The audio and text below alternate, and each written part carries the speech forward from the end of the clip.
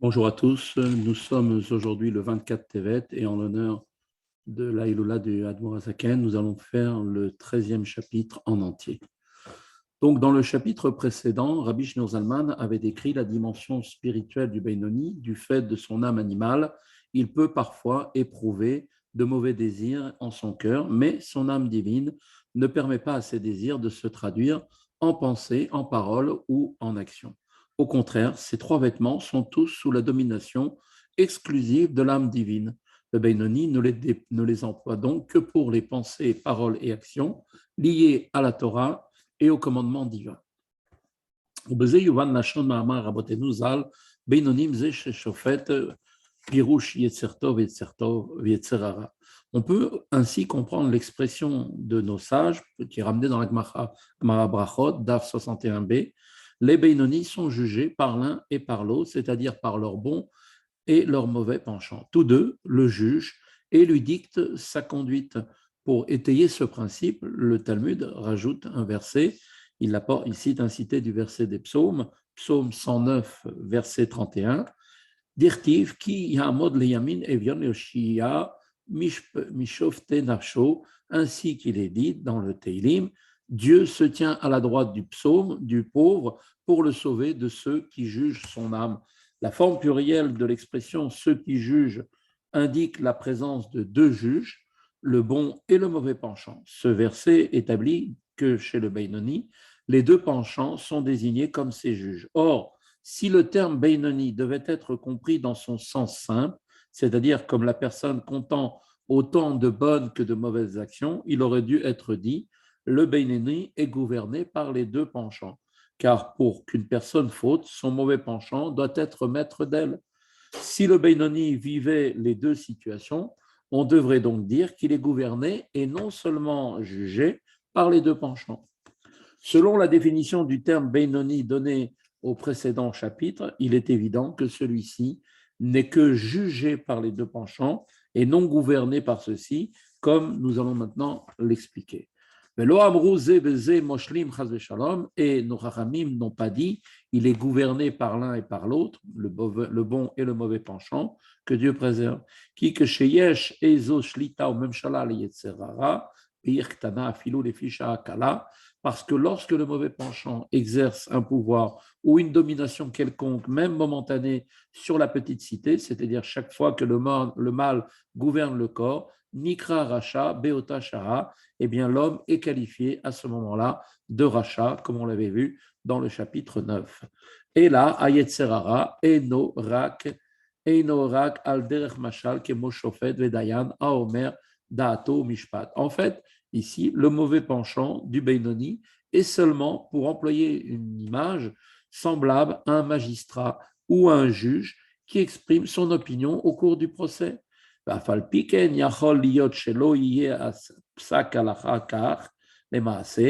Et néanmoins, il se peut que le jugement final ne soit pas tel et ne suive pas donc son opinion au mauvais penchant. Pourquoi? Parce que parce qu'il y a en face de lui un autre magistrat ou juge qui n'est pas du tout de son avis. Et il est donc alors nécessaire d'arbitrer entre les deux juges et la décision suivra la position de l'arbitre. Car Omer Daato Bechlal Asmoli Shebelev, de même en est-il concernant le combat entre le mauvais et le bon penchant. Le mauvais penchant exprime son opinion dans le côté gauche du cœur du Beinoni, c'est-à-dire qu'en fait, qu'il génère en lui un mauvais désir en son cœur, ceci étant l'opinion qu'il a de ce que devrait être l'attitude du corps. Et à partir du cœur, le mauvais penchant donc le fait monter le désir, donc ce désir-là, il le fait monter au cerveau pour que l'homme y pense. Et donc cette ascension du cœur vers le cerveau est donc spontanée. Ou miyad, et immédiatement, dès que le désir lui traverse l'esprit, eh bien, le Beinoni, Cholek Alav, Ashofet, Hacheni, chez lui, il est contesté par le second juge, qui est donc Nefesh Elokit Shebemoar, qui est l'âme divine qui demeure dans le cerveau. Amit Pachet Bechlal Ayemini Shebelev, Makom Mishkan Ayetzer Tov, et qui de plus s'étend aussi dans le côté droit du cœur où réside, c'est-à-dire se trouve le bon penchant. Le bon penchant est la voie des facultés émotionnelles de l'âme divine. Il est donc actif dans le côté droit du cœur, comme on l'avait vu au chapitre 9. Le bon penchant s'oppose toujours au mauvais pour l'empêcher la réalisation du désir de ce dernier, car l'opinion du bon penchant est que les membres et les facultés du corps ne soient utilisés qu'en vue de faire le bien. Valacha, Kedivra Machia, et le jugement, comme nous l'avait expliqué l'Agmara, et donc en fait suivra celui de l'arbitre. Qui est l'arbitre? Akadosh Baruch Hu lui-même, c'est Dieu lui-même, ou Aozro, le Yetzertov, qui vient en aide au bon penchant, lui permettant ainsi de dominer le mauvais penchant.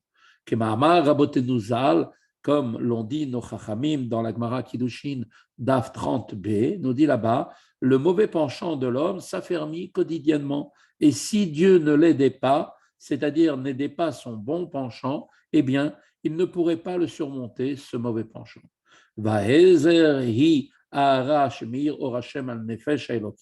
Et l'aide que Dieu lui accorde, eh bien, c'est en fait la lueur divine qui illumine l'âme divine qui est à l'intérieur de chaque juif. Liot la yitron veshlita al sichrut arsil vaitzrara ki yitron aor min achosher keniskar leil. Et donc Dieu va l'éclairer donc d'une lumière divine qui va illuminer l'âme divine, donc de sorte qu'elle puisse avoir la supériorité et le pouvoir sur la sottise du sot, le mauvais penchant, de manière semblable à la supériorité de la lumière sur l'obscurité, comme il avait été dit précédemment au chapitre 12. Comme on l'avait vu, de même qu'une petite lueur peut chasser une immense obscurité, ainsi la sottise et l'obscurité absolue du mauvais penchant peuvent être repoussées par une faible lueur de sainteté qui émane de l'âme divine. C'est cela même qui constitue l'aide que Dieu apporte à l'âme divine, comme cela est rapporté. Rabbi Shlomo Zalman va maintenant à présent répondre à la question soulevée au début du premier chapitre du Tanya. Le Talmud rapportait donc dans la Gemara Nida, rappelez-vous, qu'avant de venir au monde, eh bien, un juif doit prêter serment de toujours se considérer comme un rachat. Tiye racha, un méchant. Alors qu'un texte de la Mishnah, par ailleurs, nous dit dans les Perkei Avot, Al tiye racha be'enecha, nous dit on ne doit pas, il est interdit donc de se considérer comme un rachat. Et donc le premier chapitre relève donc de surcroît qu'une telle considération de se sentir comme un rachat est donc synonyme de tristesse et de mélancolie et va rendre pour ce juif impossible le service de Dieu qui doit être fait dans la joie. Mais c'est ce que Rabbi Shlomo Zalman va maintenant expliquer. Ce serment qui littéralement se lit « Sois à tes yeux comme un rachat » ne signifie pas bien évidemment qu'il faut se considérer comme un véritable rachat, mais seulement semblable à un rachat, c'est-à-dire ayant des traits similaires avec ce dernier. Autrement dit, il faut se considérer comme un Beinoni dans le cœur de qui le mal est présent et peut donc effectivement exercer son attrait. Donc, on regarde maintenant dans les mots du Tanya.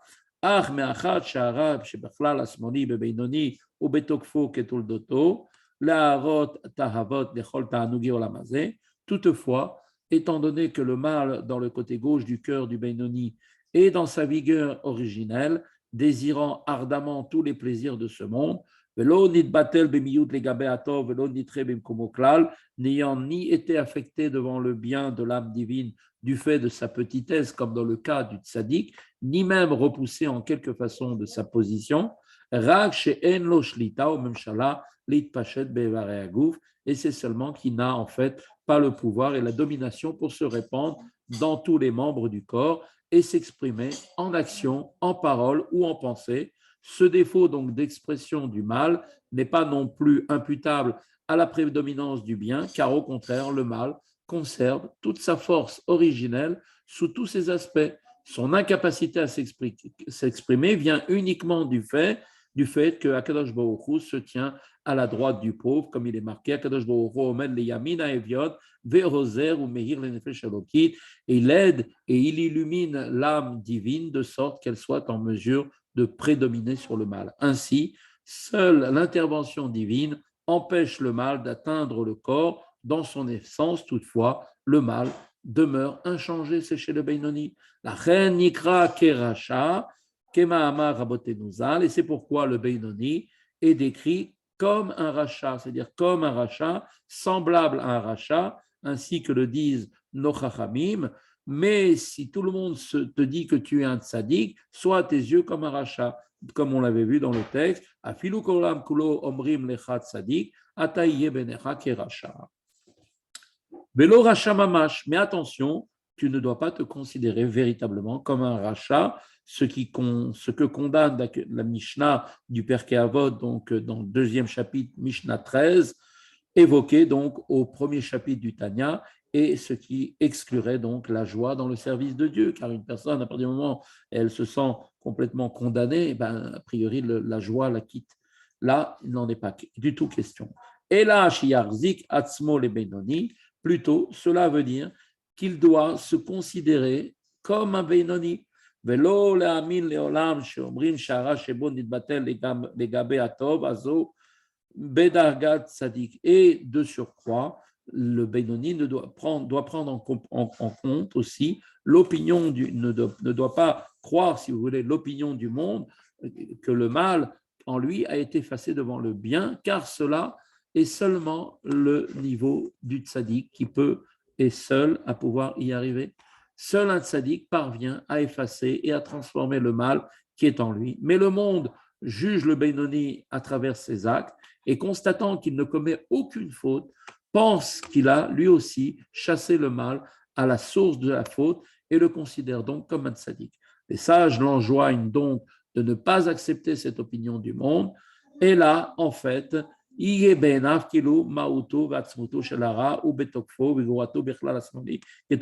fait, le Benoni doit toujours considérer que l'être, l'essence du mal est encore dans sa vigueur et sa puissance originelle dans le côté gauche de son cœur. Et qui ne l'a aucunement quitté et n'a pas disparu. Pas de rabat, et bien au contraire, le mal, ce mal s'est affermi au cours du temps parce que l'homme a donné, donc, si on peut dire, généreusement employé son âme animale, que j'ai marché,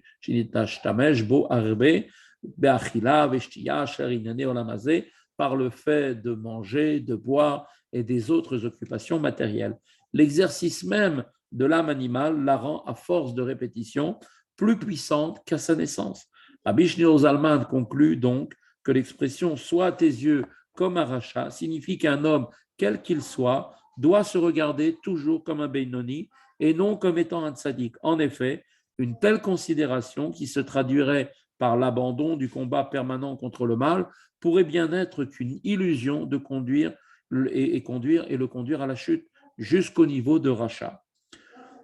Dans le développement qui précède, Rabbi Shneur Zalman décrivait donc le Beinoni, a pris pour référence un homme ayant des occupations professionnelles et ne pouvant donc pas se consacrer uniquement à l'étude de la Torah et au service de Dieu. Il va maintenant aborder une autre situation, celle de celui qui est continuellement versé dans cette étude de la Torah.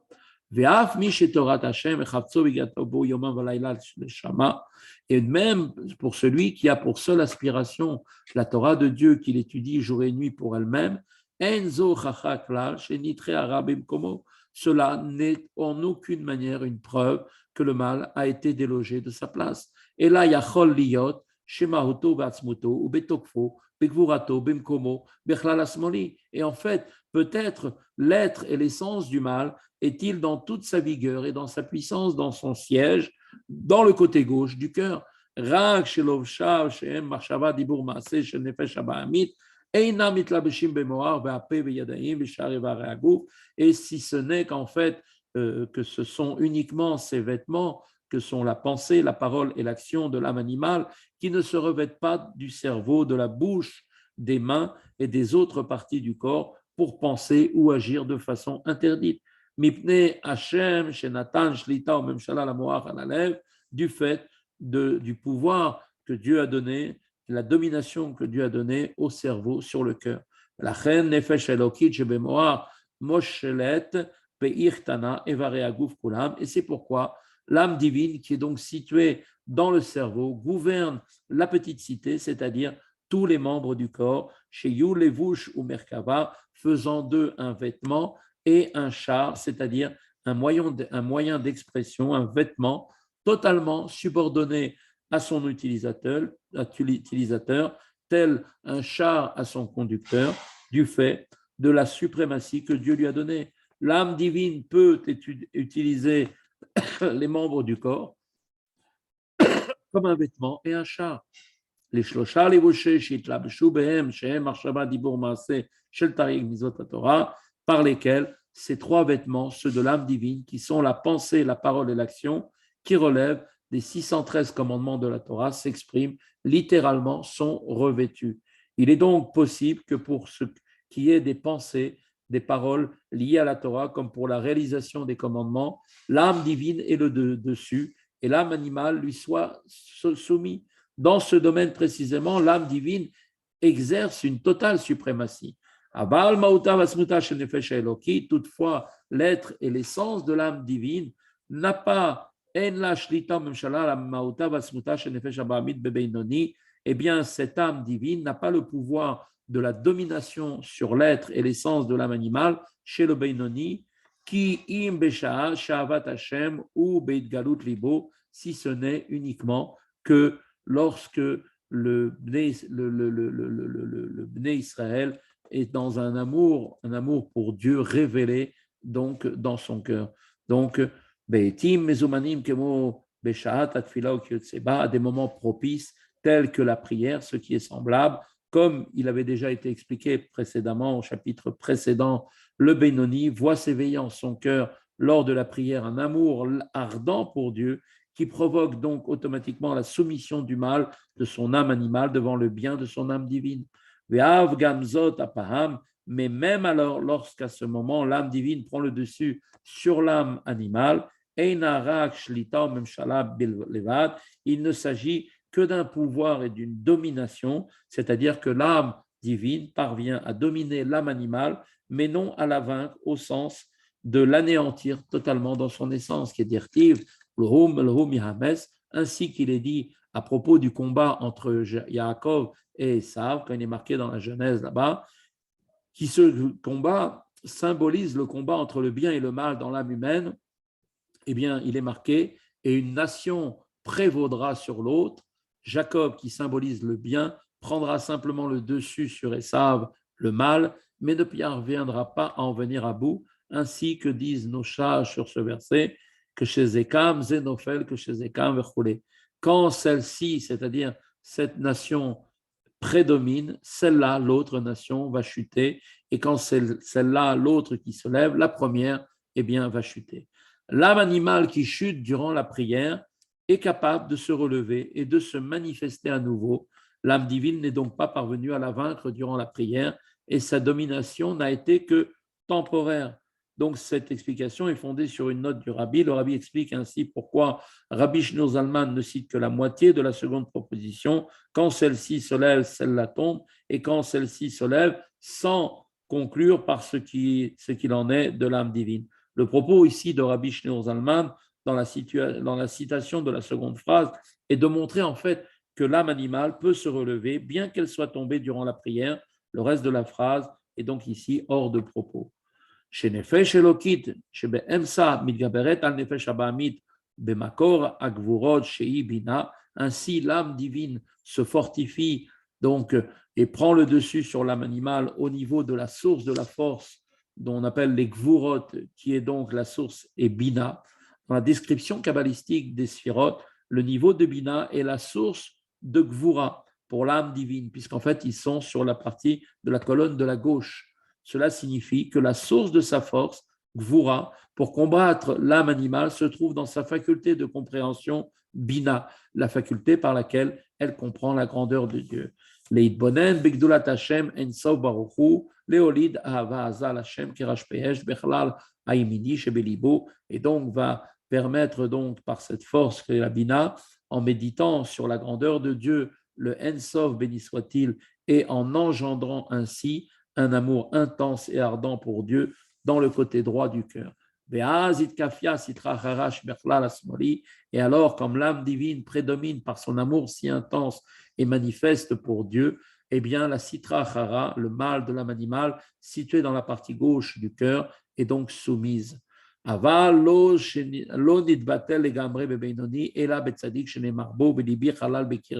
Toutefois, elle n'est pas totalement annihilée chez le Beinoni, mais seulement chez le tzaddik dont il est dit, comme c'est marqué dans les Tehillim, le Tehillim 109, verset 22, Velibi halal bekirbi, mon cœur est vide au-dedans de moi. Donc, le cœur généralement occupé par le mauvais penchant, eh bien, chez le tzaddik, il est totalement vide. Le mot halal a une double signification. Il veut dire vide et veut dire aussi tuer. Le rabbi relève que Rabbi Shlomo Zalman donne à ce mot le premier de ces deux sens, c'est-à-dire vide. Cela peut être déduit en fait du premier chapitre où il interprète ce verset dans le sens où David Améler n'avait plus de mauvais penchant. La suite de la phrase, car il l'avait tué par le jeûne, n'est qu'une explication supplémentaire que fournit Rabbi Shlomo Zalman et non l'interprétation du terme halal, qui veut dire vide, pour indiquer que David n'était pourtant pas parvenu au niveau d'Abraham de transformer son mauvais penchant, selon le Talmud de Yerushalmi, fin du traité Brachot, chapitre 9. David l'avait simplement annihilé. Chez Abraham, il fut impossible de parler de vide. Bien au contraire, son cœur était encore habité par un mauvais penchant métamorphosé cette fois en bon penchant. Il ressort toutefois donc du commentaire de Rashi sur Brachot, ainsi que du sens simple du Talmud de Yerushalmi, que le sens du mot halal, eh bien, c'est tuer. Dans son commentaire sur les psaumes, Rashi cite les deux interprétations. Donc, il dit, David Améler, mon cœur est vide au-dedans de moi, donc effectivement, le cœur, donc occupé par le mauvais penchant, est vide chez le tzaddik. Veu moes bera, besono, betachlit asina, et le tzaddik a le mal en dégoût et le hait d'une haine parfaite s'il est, donc, comme on l'avait dit, un tzaddik gamour, c'est-à-dire un tzaddik accompli, ou bien il peut le haïr d'une haine qui n'est pas absolue s'il n'est pas un tzaddik gamour accompli, qu'il est un tzaddik she'eino gamour, comme nous l'avons expliqué précédemment au chapitre 10. Aval bebeinoni ou derech mashal ke'adam sheyashan sheyachol larzol niyo mishinato. Tout ceci concerne le tzaddik, mais chez le beinoni, le mal est, pour employer une image, tel un homme qui dort et peut à tout moment se réveiller de son sommeil et reprendre ses facultés. Car Arab et Beinoni ou Keachan Bechlal Asmali, de même, le mal chez le Beinoni sommeille, pour ainsi dire, dans le côté gauche du cœur, c'est-à-dire qu'il est inactif et n'exprime aucun désir matériel. Beshaat Teat Shemaot Fila, chez Libo Boer Be'avat Hashem, il ressent absolument, donc il sommeille durant la lecture du Kriyat Shema, de la Hamida, quand son cœur est enflammé d'amour pour Dieu, ce qui provoque à ce moment-là l'état de sommeil du mal de l'âme animale. Et il peut donc ensuite, après la prière, se réveiller à nouveau. Yachol, Yod, Choser, Venio.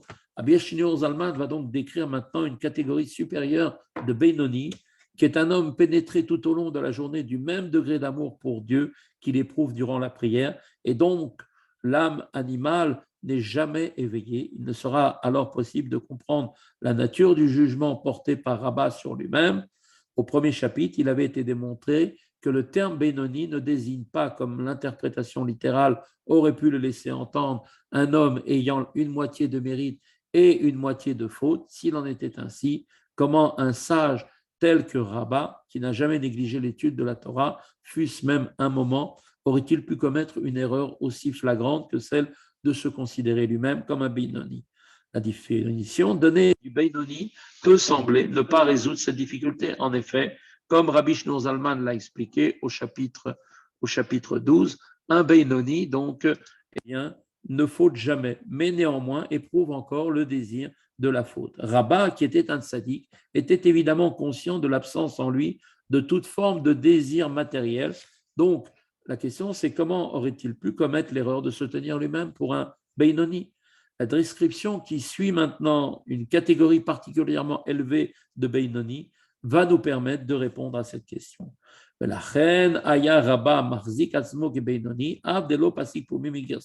Et c'est pour cette raison que Rabat se considérait comme un Beinoni, bien que sa bouche n'ait jamais cessé d'étudier la Torah. Et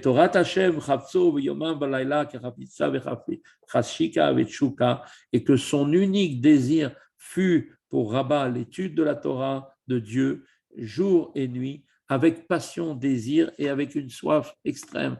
Et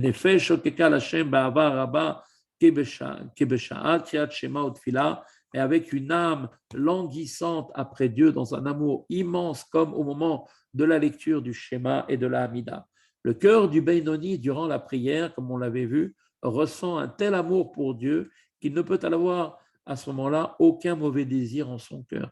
Toutefois, Rabat éprouvait ce sentiment d'amour en permanence et non seulement durant la prière, aussi ne concevait-il pas le moindre désir matériel. Dès lors, il pouvait se considérer comme un Beinoni, car il se voyait comme un Beinoni qui prie toute la journée, c'est-à-dire un Beinoni qui garde tout au long de la journée le niveau d'élévation atteint pendant la prière. Comme l'ont dit nos Chachamim dans la Gemara Brachot d'Av 21a, nous dit si seulement un homme pouvait prier toute la journée. Un Beinoni d'un tel niveau éprouve un sentiment d'amour pour Dieu permanent. Par conséquent, son désir pour le mal ne s'exprime pas. Ainsi, l'absence d'attrait pour le mal ne signifie en rien pour Rabat qu'il était un sadique. Il se regardait donc comme un Beinoni qui prie toute la journée.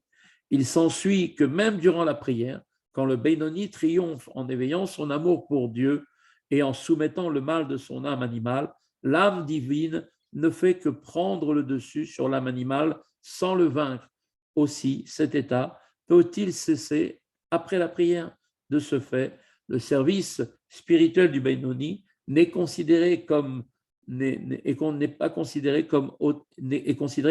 authentique par rapport au niveau du tzaddik, car à l'idée de vérité implique la continuité et la consistance. Donc, Rabbi Shneor Zalman va maintenant expliquer que l'amour pour Dieu du Beinoni, à l'échelle du niveau qui est le sien, peut néanmoins aussi être considéré comme une forme authentique du service de Dieu.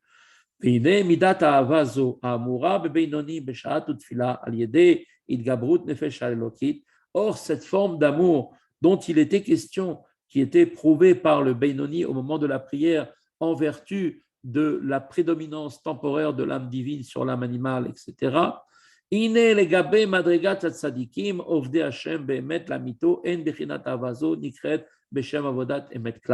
Ce niveau-là, eh bien, n'est pas qualifié de service authentique comparé au niveau des tzadikim qui, eux, servent Dieu avec la plus parfaite vérité, littéralement avec la vérité, la véritable vérité.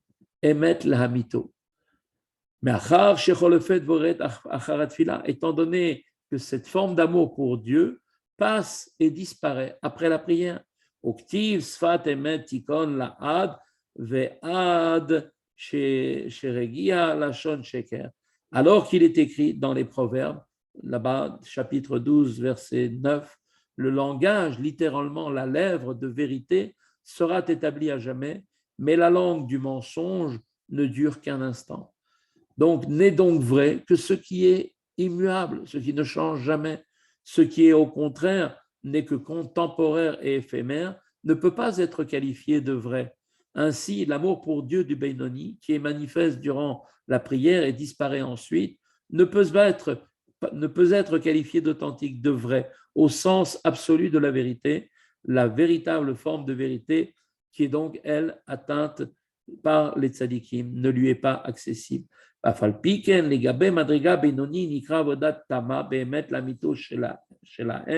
Néanmoins, par rapport au niveau des Beinonim, eh bien, cette forme d'amour est considérée comme un service parfait par rapport à leur degré à eux de vérité, le degré de Beinonim. Ish kefi madregato be madregat beinonim, et chaque homme selon son niveau dans la catégorie des Beinonim, car comme il a été expliqué, le niveau de Beinoni est subdivisé en de nombreux niveaux. Ve'areni kore be'avatam, et je le qualifie également, et je qualifie également l'amour qu'ils éprouvent chez Betfilatam, Gamken, Sfatemet, Tikon Lahad. Eh bien, je qualifie, nous dit Admorazaken, également l'amour qu'ils éprouvent seulement durant la prière de langage de vérité qui sera établi à jamais, c'est-à-dire que leur amour est dans un certain sens vrai et permanent, bien qu'il ne soit révélé que durant la prière. Oil ou bekoach nafsham elokit, לחזור לעורר בחינת אהבה זו לעולם בהתגברותה בשעת התפילה מדי יום ביום, car ce sentiment d'amour chez les Bénonim est peut-être qualifié de vrai, étant donné que leur âme divine a toujours la capacité de réveiller cet amour quand elle prend force durant la prière, jour après jour. Al-Yede Achanat Areuya Lechol Nefesh Kefi Orko Madrigata, par le moyen d'une préparation spirituelle appropriée à la qualité et au niveau de chaque âme. Plus l'âme est élevée, moins la préparation nécessaire pour éveiller son amour pour Dieu est importante. Néanmoins, chaque âme est à même d'éveiller ce sentiment d'amour pour Dieu durant la prière. Ainsi, l'amour pour Dieu du Beinoni est constant puisqu'il se trouve soit dans un état actif et manifeste durant la prière, soit dans un état potentiel pouvant être révélé à tout moment de la journée, car comme il a été expliqué, chaque Beinoni est en mesure d'atteindre le niveau de celui qui prie toute la journée. Une difficulté demeure néanmoins. Comment est-il possible que le même niveau de service divin soit considéré comme vrai et sincère par rapport au Beinoni, alors qu'il ne l'est pas pour le tzaddik? L'idée de vérité n'est-elle pas absolue? Eh bien, l'explication qui va suivre est que la vérité est l'expression de l'essence d'un certain niveau, et chaque niveau a donc sa vérité.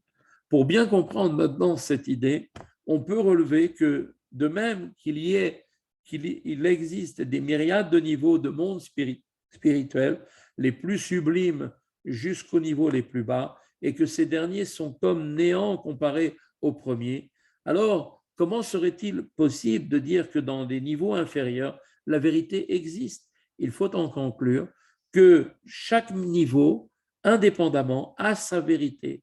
Une chose est qualifiée de vraie quand elle correspond à l'essence de son propre niveau et de fausse ou de mensonge si elle ne l'est pas. Et elle n'a pas à satisfaire les normes d'un niveau supérieur pour être elle-même validée et qualifiée de vraie dans son niveau. Dans les termes, maintenant, comment le Hadmorazaken l'explique, qui n'est midat ahemet, imidato shel Yaakov, anikra, berit, atikon, atichon, amavriach, menakatse, elakatse. Car la vérité est l'attribut de Yaakov, ainsi qu'il est dit dans le Mishneh, comme c'est marqué là-bas, dans Miché, tu as donné la vérité à Yaakov, qui est appelé, comme c'est marqué dans le Zohar, la traverse du milieu qui traverse d'une extrémité à l'autre, tout comme la barre centrale soutenait transversalement les planches de bois du tabernacle en les traversant toutes, mais Roma Malot ou Madrigot Atsov Koldargin, d'un point de vue spirituel, cela signifie que l'attribut de vérité traverse du sommet de tous les échelons et niveaux jusqu'à la fin de tous les niveaux, c'est-à-dire jusqu'au niveau le plus inférieur.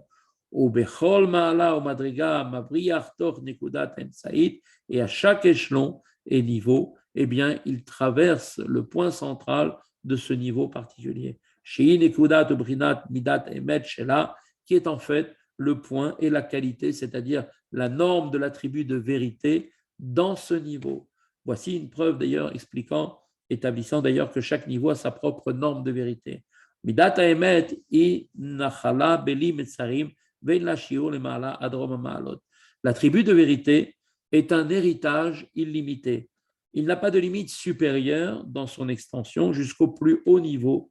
V'chol ma'alot ou madrigot shel mata em ke'en legabe ma'alot ou madrigot shel ma'ala mehen. Et donc tous les échelons et niveaux inférieurs sont comme rien comparés à ceux qui leur sont supérieurs. Malgré leur extrême disparité, la vérité existe bien à chaque niveau. Il s'ensuit donc nécessairement que chaque niveau renferme sa propre forme de vérité.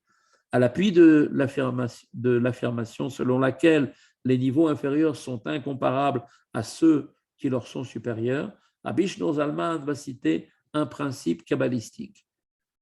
כידוע ליודעכם שבחינת ראש ומוחין של מדרגות התחתונות אין למטה מבחינות הקוואים ורגלי מדרגות העליונות בהם. Comme le savent donc ceux qui connaissent la sagesse ésotérique, nous dit Admor Zaken, ce qui est la tête et l'intellect, c'est-à-dire le plus haut niveau des niveaux inférieurs, est inférieur au talon et aux pieds du niveau le plus inférieur des niveaux supérieurs. Donc, ce qui est le plus haut du plus bas niveau, eh bien, ce niveau le plus haut représente le niveau le plus bas du monde qui lui succède plus haut. Comme l'ont dit nos chachamim dans la Gemara Chagiga Daf 13 Amoud Aleph, les pieds des chayot les surpassent, c'est-à-dire en fait tous les niveaux qui leur sont inférieurs, y compris les rangs les plus élevés de ces derniers. La tribu de vérité est donc mesurée en fonction de chaque niveau. Dès lors, le service divin des Benoni peut être considéré comme vrai et authentique par rapport à leur niveau, bien qu'il ne soit pas comparable au service des tzadikim, puisqu'il n'est plus révélé qu'après la prière. Voilà, c'est ici que se termine l'enseignement du Admor HaZaken du chapitre 13. Encore une fois, bonne fête à tous pour la Iloula du Admor HaZaken.